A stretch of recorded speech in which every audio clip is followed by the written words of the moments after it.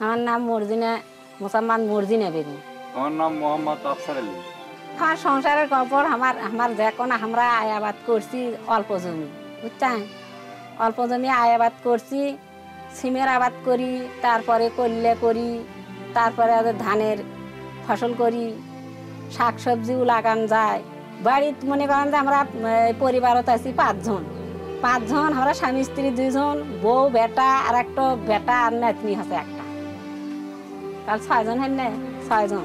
আগে তো আমরা এনকা বীজ এলে রাখিনি, আগে জেঙ্কা করে আমরা রাখছি বীজ, সে করেই থুছি। তারপরে একাডেমি থেকে আইলো, আসে এলে আমাকে এই গ্রামের ওপর ট্রেনিং দিল, নানান পরামর্শ দেয়, বীজ কাত রাখা লাগবি, কিরম ভাবে থোয়া লাগবি, এর সব দেখে দেখা।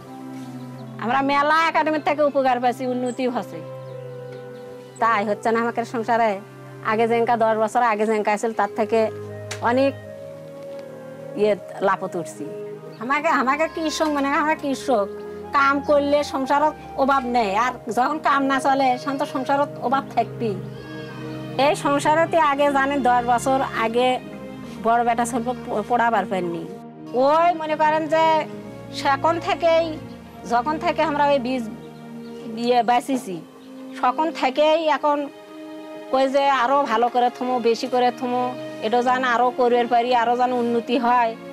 এটা আমরা যেদিন পরিমাণে বেঁচে আছি একদিন পরিমাণে আমরা শিখবো।